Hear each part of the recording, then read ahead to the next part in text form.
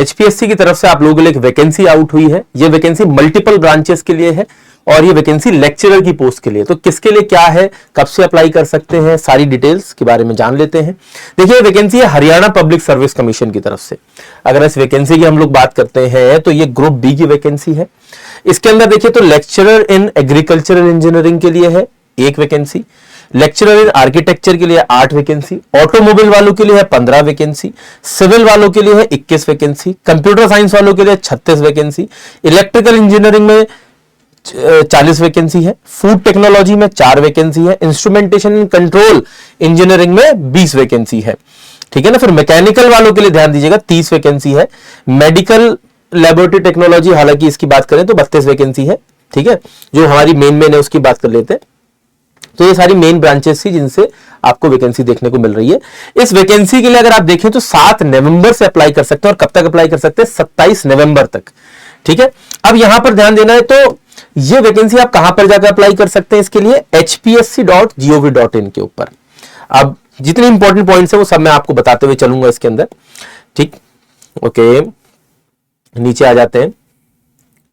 अब देखिए इसमें अगला ये मेंशन किया गया है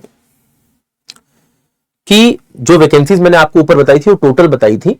ठीक है ना, और उसमें देखेंगे तो कुछ जनरल कैटेगरीज के लिए थी, मतलब यानी कि अनरिजर्व कैटेगरी के लिए, कुछ एससी कैटेगरी के, तो अलग अलग कैटेगरीज के लिए है। मैं ऑफिशियल पीडीएफ अपने टेलीग्राम ग्रुप में डाल दूंगा जिसका नाम है Shubham Agarwal sir text book, जिसका लिंक वीडियो के डिस्क्रिप्शन में मिल जाएगा, आप वहां से डाउनलोड भी कर सकते हैं।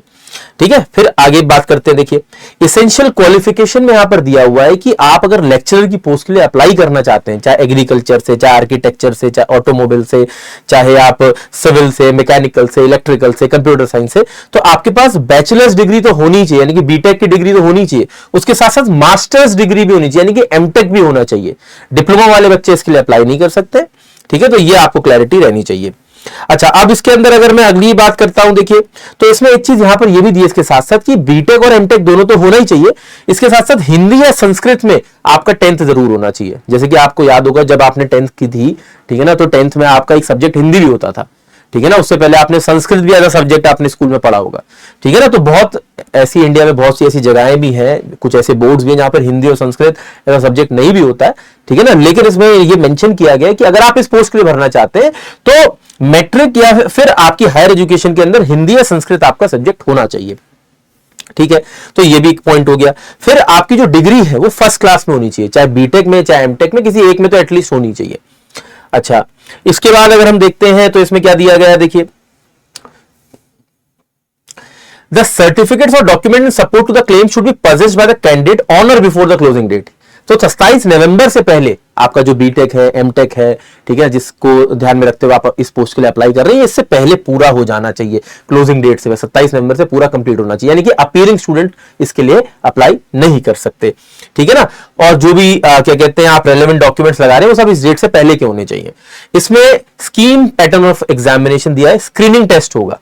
ठीक है, कह रहा है कि भाई पहले एमसीक्यू पेपर होगा 100 नंबर का, जिसमें कि 2 घंटे का पेपर होगा।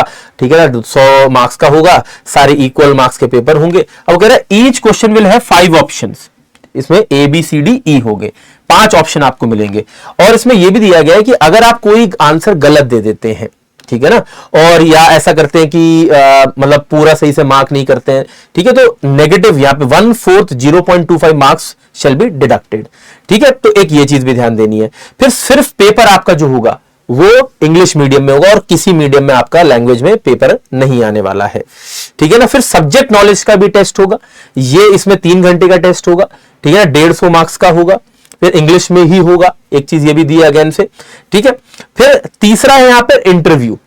ठीक है ना, इंटरव्यू या फिर आप कह सकते हैं वाइवा कह सकते हैं, लेकिन हम इंटरव्यू कहते हैं कॉम्पिटिटिव लैंग्वेज के अंदर। ठीक है, अब यहां पर यह चीज दी गई है कि attendance of candidate is mandatory in all stages of selection conducted by the commission. यानी कि आप ऐसा नहीं कर सकते कि अपनी जगह इंटरव्यू देने किसी को भेज दें या अपनी जगह रिटर्न एग्जामिनेशन देने के लिए भेज दें, आपको खुद ही जाना है। ठीक है, तो ऐसी कोई गड़बड़ मत करिएगा। स्केल ऑफ पे भी यहां पर दी गई है। ठीक है ना, आपको यहाँ पे 34,800 तक दी गई है, प्लस 5400 पे ग्रेड है, तो 5400 पे ग्रेड के हिसाब से आप ये कह सकते हैं कि मोटी मोटी आपकी सैलरी 75,000 रुपए के आसपास आराम से बनेगी। ठीक है, ठीक हो गया। अब इसमें देखो एलिजिबिलिटी कंडीशंस दी है कि आप सिटीजन ऑफ इंडिया होने चाहिए, कि किसी भी स्टेट के स्टूडेंट अगर आप हैं तो आप इसके लिए अप्लाई कर सकते हैं। मतलब ऐसा कोई प्रॉब्लम नहीं है कि आप यूपी से बिलोंग करते हैं तो आप नहीं भर सकते, या बिहार से बिलोंग करते हैं, या मध्य प्रदेश से, आप इंडिया की किसी भी स्टेट से बिलोंग करते हैं, आप हरियाणा पब्लिक सर्विस कमीशन के लेक्चरर की पोस्ट के लिए अप्लाई कर सकते हैं। ठीक है ना, इसमें कोई आपको प्रॉब्लम नहीं आने वाली है। ठीक है ना, एज लिमिट यहां पर दी गई है कि भाई कम से कम आपकी उम्र 21 साल होनी चाहिए, बहुत ज्यादा 42 साल होनी चाहिए। ठीक है, पहला चीज। फिर आपको एज रिलैक्सेशन मिल जाएगा। शेड्यूल कास्ट ऑफ हरियाणा अगर है तो 5 साल का, बैकवर्ड क्लास ऑफ हरियाणा है तो 5 साल का, disabled person who has covered under the right of person यानी कि पीडब्ल्यूडी कैंडिडेट है तो 5 साल का रिलैक्सेशन मिल जाएगा। उसके साथ साथ जो एडिशनल रिलैक्सेशन मिलता है बेस्ड ऑन कि आप पीडब्ल्यूडी कैंडिडेट भी है, उसके साथ साथ एससी कैटेगरी में भी लाई करते हैं तो एडिशनल 5 साल का मिल जाता है, तो वो एप्लीकेबल यहां पर भी होगा। ठीक है, उसमें भी ये प्रॉब्लम नहीं है। ठीक है ना, अगर आप वाइफ है किसी मिलिट्री पर्सनल की, ठीक है ना, who are disabled while in military service, तो आपको 5 साल का रिलैक्सेशन मिलता है। अगर आप कोई विडो है, ठीक है ना, या लीगली डिवोर्स वुमेन है तो फिर 5 साल का मिल जाता है। तो यहां पर अनमैरिड वुमेन को भी 5 साल का मिलता है यहां पर। ठीक है, तो यहां पर कुछ रिलैक्सेशंस भी दिए गए हैं। ओके, अब आगे बढ़ते हैं भाई। ठीक है, तो अगर आपको यहां पर जैसे कि रिलैक्सेशन को लेकर कोई दिक्कत आ रही हो तो एक वीडियो में अलग से ही बना दूंगा, वीडियो के नीचे कमेंट कर दीजिएगा कि आप इस कैटेगरी में लाइन करते हैं और आपको क्या इसमें रिलैक्सेशन मिल पाएगा या नहीं, तो आप कमेंट कर दीजिएगा, तो मैं उसके ऊपर एक अलग से वीडियो भी बना दूंगा। तो ऐसी कोई दिक्कत की बात नहीं है, यहाँ पर सारे रूल्स सारी कैटेगरी के लिए दिए गए हैं। फिर एप्लीकेशन फी पर आ जाते हैं। एप्लीकेशन फी देखिए, मेल कैंडिडेट्स के लिए जनरल कैटेगरी में लाई करते हैं उसके लिए 1000 रुपए है। मेल कैंडिडेट जो बैकवर्ड क्लासेस में लाई करते हैं बिलोंगिंग टू क्रीमी लेयर, लेकिन वो क्रीमी लेयर के स्टूडेंट तो भी 1000 रुपए है। Male candidates of all categories of other states, क्योंकि अदर स्टेट के स्टूडेंट को जनरल कैटेगरी या फिर अनरिजर्व कैटेगरी में ही काउंट किया जाता है। ठीक है ना, तो अगर आप हरियाणा से किसी दूसरे स्टेट के बिलोंग करते हैं, हरियाणा के नहीं है, लेकिन आप किसी कैटेगरी के स्टूडेंट भी हुए, एससी, एसटी या ओबीसी, तो भी आपको अनरिजर्व कैटेगरी में ही काउंट किया जाएगा और 1000 रुपए आपसे एप्लीकेशन फी ली जाएगी। लेकिन अगर आप फीमेल कैंडिडेट हैं जनरल कैटेगरी की, ठीक है ना, तो आपसे 250 रुपए लिए जाएंगे। अगर आप फीमेल कैंडिडेट हैं बैकवर्ड क्लास की, क्रीमी लेयर की भी क्यों ना हो, तो भी 250 रुपए लिए जाएंगे। अगर फीमेल कैंडिडेट है किसी दूसरे स्टेट की भी, तो भी आपसे 250 रुपए एज एप्लीकेशन फी ली जाएगी। ठीक है ना, कोई मेल या फीमेल कैंडिडेट है, एससी कैटेगरी में लाई करता है या फिर backward class of A category या बी कैटेगरी लाई करता है, लेकिन हरियाणा से है तो 250 रुपए। और अगर आप पीडब्ल्यूबीडी कैंडिडेट है, ठीक है ना, ऑफ हरियाणा, तो आपसे कोई पैसा चार्ज नहीं किया जाएगा एप्लीकेशन का। ठीक है ना, इसमें और इसके अलावा जो इंपॉर्टेंट पॉइंट था,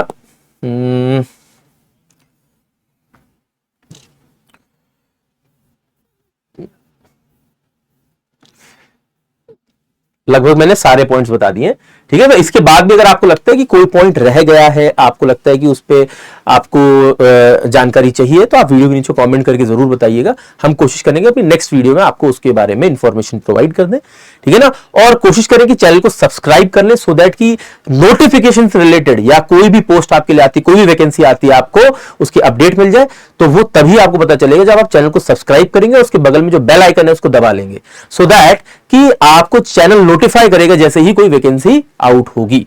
ठीक है, इस एग्जाम से रिलेटेड कोई प्रॉब्लम है, कोई डाउट है, वो भी कमेंट करिए, बताइए, और हम कोशिश करेंगे आपकी पूरी मदद कर सकें। धन्यवाद।